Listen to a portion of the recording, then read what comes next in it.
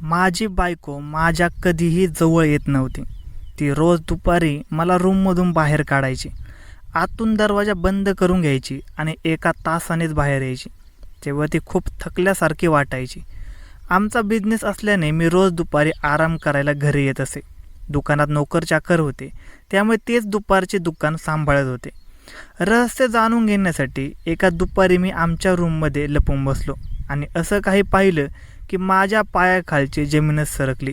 माझी बायको तर तिच्या हातानेच. माझं नाव रमेश आहे.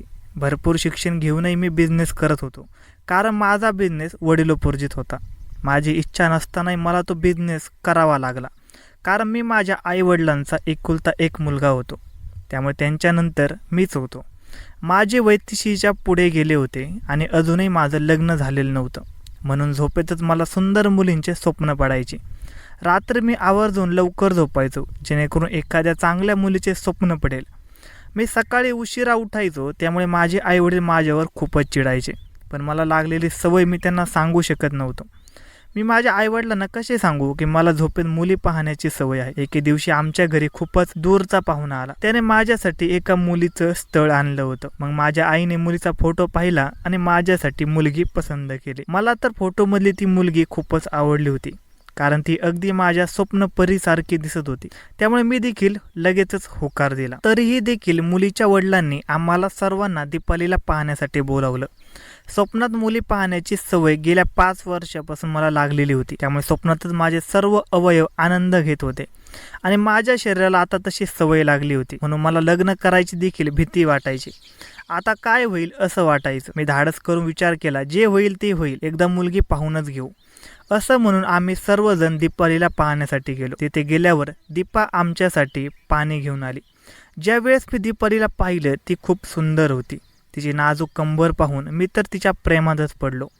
स्वप्नात दिसणाऱ्या स्वप्नपरीची आठवण झाली. दीपाली दिसायला खूप सुंदर होती. तिचा रंग दुधासारखा पांढरा शुभ्र होता. दीपालीचे तारुण्य पाहून मी तर खूपच आनंदी झालो. सगळी जमवाजमवी झाल्यानंतर आमच्या लग्नाची तारीख काढली. चांगल्या धूमधडाक्यात माझे लग्न पार पडले. आता मी मधुचंद्राच्या रात्रीची वाटच बघत होतो. आता माझ्या स्वप्नात सारखी दीपालीच येत होती. शेवटी आमची मधुचंद्राची रात्र आली. मी खूप आतुरतेने दीपालीची वाट पाहत होतो. तेवढ्यात ती हातात दुधाचा ग्लास घेऊन आली आणि तिने दरवाजा आतून बंद केला. तसे माझ्या हृदयाचे ठोके वाढत गेले. मग ती माझ्याजवळ येऊन बसली. मी वेळ न घालवता तिच्या हातातून दुधाचा ग्लास घेतला आणि एका दमातच संपवला. दीपाली लाजून मान खाली घालून बसली होती. मी तिला माझ्या मिठीत ओढून घेतलं आणि अशा प्रकारे मी त्या रात्री तृप्त झालो. दुसऱ्या रात्री मात्र माझ्यासोबत असं काही घडलं की मी त्याचा स्वप्नातही विचार करू शकत नव्हतो. कारण दुसऱ्या रात्री जेव्हा दीपाली माझ्याजवळ झोपली, तेव्हा ती मध्येच कुठेतरी गायब झाली होती. मग मी सकाळी तिला विचारलं असता ती मला म्हणाली मी हॉलमध्ये झोपले होते. मी तिला विचारलं, तू हॉलमध्ये का झोपायला गेलीस? त्यावेळी दीपालीने मला असं काही सांगितलं की मी या गोष्टीकडे जास्त काही लक्ष दिलं नाही, कारण मला स्वप्नातच आनंद उपभोगायची सवय लागलेली होती. मी येऊन तसाच झोपलो आणि माझ्या स्वप्नातल्या दुनियेत रंगून गेलो. त्या दुपारी मात्र मी जेव्हा घरी आलो, तेव्हा तिने मला रूममधून हाकललं आणि दरवाजा लावून घेतला. तिने असं केल्यानंतर मला खूप विचित्र वाटलं. माझ्या मनात काहीतरी वेगळी शंका येऊ लागली. मी विचार करत होतो, दीपाली मला तिच्याजवळ देखील येऊ देत नाही. आतमध्ये एकटीच नेमकं काय करते? त्याही गोष्टीकडे मी दुर्लक्ष केले आणि माझ्या कामावर निघून गेलो. माझी बायको दीपाली मला दररोज दुपारच्या वेळेस घरात कुणीही नसताना रूमच्या बाहेर काढून दरवाजा आतून बंद करून घ्यायची आणि एका तासाने बाहेर यायची. ती काय करते हे विचारायचे देखील मला धाडस होत नव्हते. एक दिवस मी कामाला गेलोच नाही. त्या दिवशीही ती रूममध्ये गेली आणि आतून दार बंद केलं. मी विचार केला की दीपालीला आता विचारायचेच, ती असं का वागते? मी मनात विचार करत होतो, मी तिचा नवरा असताना तिला एकटीला रूम बंद करून बसण्याची काय गरज? माझ्या मनात खूप वाईट विचार येऊ लागले. मला वाटत होतं की मीच कुठेतरी कमी पडत असावं, म्हणून माझी बायको अशी वागत आहे. मी रूमच्या बाहेर उभा राहून असा विचार करतच होतो की तेवढ्या दीपाली बाहेर आली. मग तिला विचारले, दीपाली तू दररोज एकटीच रूममध्ये काय करतेस? तिने मला काहीच उत्तर दिलं नाही आणि तसंच माझ्यापासून निघून किचनमध्ये गेली. किचनमध्ये आई असल्यामुळे मी तिला असं काही विचारू शकत नव्हतो. म्हणून मी परत माझ्या कामावर निघून गेलो. रस्त्याने जात असताना माझ्या मनात राग उसळत होता. मला तिचा खूपच राग येऊ लागला होता, कारण एक तर आमचं नवीन लग्न झालं होतं आणि माझी बायको माझ्यापासून दूर दूर राहायची. रात्री देखील ती मध्यरात्री उठून हॉलमध्ये झोपू जायची. तरीही मी सर्व राग घेऊन तिथून माझ्या कामाकडे निघून गेलो. आता हे प्रकरण जास्तच वाढलं होतं. मला आता काहीतरी निर्णय घ्यावा लागणार होता. माझ्या स्वप्नातल्या परीला देखील मला स्वप्नात भेटता येत नव्हतं, कारण आता माझ्या स्वप्नात सुद्धा हेच सगळं येत होतं. आता तर मला असं वाटत होतं उगीच लग्न केलं. 35व्या वर्षी लग्न करून मी चांगलाच फसलो होतो. माझी बायको मला दररोज रात्री आनंदाने जेवण घालायची, त्यामुळे मी आजपर्यंत तिच्याबरोबर टिकलो होतो. बाकी तिच्यापासून मला कोणतेही सुख मिळत नव्हते. आता हे प्रकरण माझ्या डोक्याच्या बाहेर गेलं होतं, म्हणून मी माझा मित्र सूरजला फोन लावला आणि त्यालाही एका हॉटेलमध्ये बोलावून घेतलं. मित्र आल्यावर माझ्या चेहऱ्याकडे पाहून त्याचे दुःख त्याने ओळखले आणि म्हणाला, तुझ्याबरोबर काय होत आहे ते स्पष्ट मला सांग, म्हणजे मी यावर तुला काहीतरी उपाय सांगू शकतो.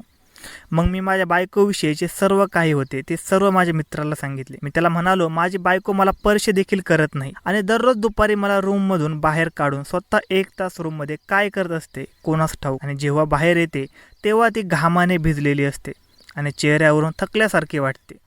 रात्रीसुद्धा माझ्याजवळ न झोपता हॉलमध्ये जाऊन झोपते. ती नेमकं आतमध्ये काय करत असावी हेच मला समजत नाही.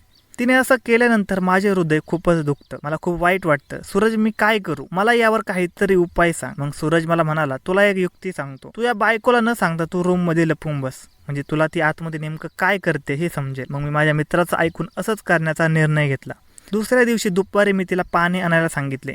बायको किचनच्या दिशेने गेली आणि मी तसेच आमच्या रूममध्ये शिरलो आणि कूलर मागे जाऊन लपून बसलो. माझी बायको पाणी घेऊन आली आणि मला हाका मारू लागली, पण मी तिच्या हाकेला होकार दिला नाही. मग मी थोड्या वेळाने माझी बायको दीपल्ली रूममध्ये आली आणि तिने आतून दार लावून घेतलं. त्यानंतर मी जे काही पाहिलं ते पाहून माझ्या सर्व शंकांचा चुराडा झाला होता, कारण माझी बायको लॅपटॉपवर जे काही बघत होती ते बघून मला माझ्या बायकोचा खूपच राग आला. मी तसेच कूलर मागून उठलो आणि समोर उभा राहिलो. रागाच्या भरात मी तिच्या कानाखाली मारल्या आणि म्हणालो, ही असले चाळे करतेस, तुला लाज नाही वाटत? मी खूप रागात होतो आणि सर्व राग माझ्या बायकोवर काढत होतो. माझ्या मारामुळे तिच्या डोळ्यातून अश्रू येऊ लागले, पण तिने माझ्यावर रागावलं नाही. तिने शांतपणे माझा हात धरला आणि म्हणाली, तुम्ही माझ्याकडे नीट पाहिलं नाही. मी तिला म्हणालो, तुला माझी शपथ आहे, तुझं नेमकं काय चाललंय ते मला सर्व काही सांग. मग दीपाली मला म्हणू लागली, ज्यावेळेस लग्नाच्या दुसऱ्या रात्री मला तुमच्या स्वप्नाच्या आजाराबद्दल समजलं तेव्हा माझ्या मनात तुमच्याबद्दल खूप वाईट विचार आले होते, म्हणून मी तुम्हाला रूममधून हाकलून दिलं आणि दुसऱ्या दिवशी सर्व काही तुमच्या आईंना खरं खरं सांगितलं. मग आई आणि मी एका मोठ्या आयुर्वेदिक दवाखान्यात गेलो, कारण आईला तुमच्या स्वप्नाविषयी सर्व काही माहीत होतं. आईला वाटलं की कदाचित या अतिरेकामुळे तुमचं आरोग्य खराब झालं असेल. मग आयुर्वेदिक डॉक्टरांना तुमच्याविषयी सर्व काही सांगितलं. डॉक्टर म्हणाले की तुमच्या नवऱ्याला एक मानसिक आजार आहे, काळजी करू नका, औषध उपचाराने ते बरे होतील. आणि म्हणूनच मी इंटरनेटवर तुमच्या आजाराविषयी माहिती घेत होते आणि त्यावर काय उपचार करता येतील याचा अभ्यास करत होते. हे सर्व ऐकल्यानंतर तर मला स्वतःचीच लाज वाटू लागली. त्या दिवसापासून मला माझ्या बायकोचा खूप अभिमान वाटू लागला. तिने मला समजून घेतलं होतं आणि मी बरा होण्यासाठी प्रयत्न देखील करत होती. मी तिची माफी मागितली. त्यानंतर ती मला त्याच डॉक्टरकडे घेऊन गेली जिथे ती आधी गेली होती. तिथल्या उपचारामुळे माझा आजार पूर्णपणे बरा झाला आणि त्यामुळे माझी बायको आणि मी आता आनंदाने राहत आहोत. धन्यवाद मित्रांनो. आजची कथा कशी वाटली हे कमेंट सेक्शनमध्ये नक्की कळवा आणि चॅनलवर नवीन असाल तर चॅनलला सबस्क्राईब करायचं अजिबात विसरू नका. धन्यवाद.